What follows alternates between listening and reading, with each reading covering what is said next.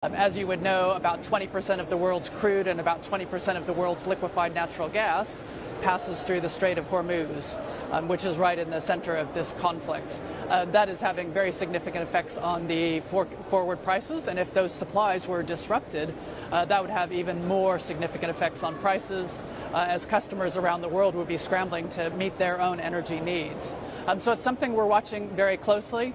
We're talking to our customers both in Asia and Europe about what are the sorts of things we can do to make sure we're helping meet their energy needs, and making sure that we've got the business fundamentals right to continue to deliver our energy products to them as the world goes through this volatile period. Now, the last 5 years has been pretty much pockmarked by a lot of volatile sessions. We talk about the COVID-19 pandemic that drove natural gas prices down below zero.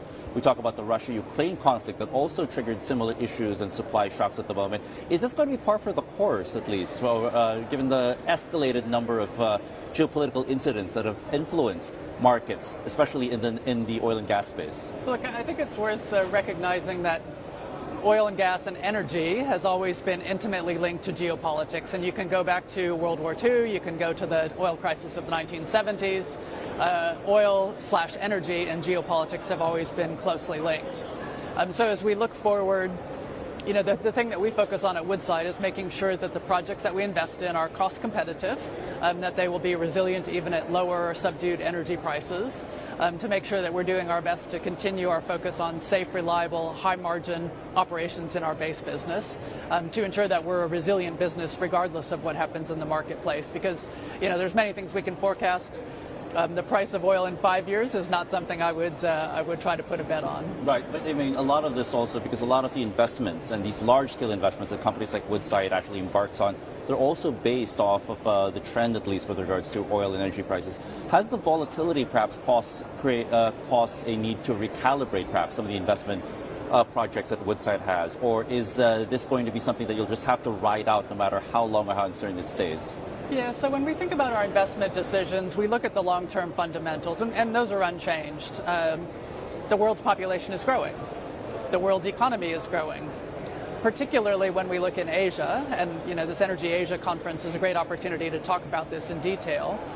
The economies in Asia are growing. India is booming, Malaysia is booming, Southeast Asia and ASEAN is doing very well. And as those economies grow, they need energy to underpin that economic growth. There are hundreds of millions of people in this part of the world who aspire to the life that those of us in the US or Australia take for granted. And again, that will require further demand for energy. So when we make our investment decisions, it's looking very much at the long term and the long-term fundamentals of supply and demand and what we think that long-term pricing will be. Volatility, whilst it creates risk, it also creates opportunity. And over the last few years, we've been building up our trading capability to enable us as a business to take greater advantage of the volatility as and when it arises. And very pleased, you would see that through in our financial results from 2022, for example. Tremendous volatility in the gas market, and we were very well positioned to support our customers and support our shareholders in that period. Now, Woodside's a very unique company in the oil and gas space because it's an Australian oil and gas player headed or steered by an American CEO with a presence in the United States. Now, with the issue and some of the uncertainties unleashed by the tariff policies of the Trump administration, it puts you in a very interesting position to perhaps meet growing demand because a number of countries might be looking at perhaps importing natural gas from the United States as a way to balance trade and tariff uncertainties. How tangible are these opportunities that are being laid out on the table right now for Woodside and your projects, for instance, in Louisiana?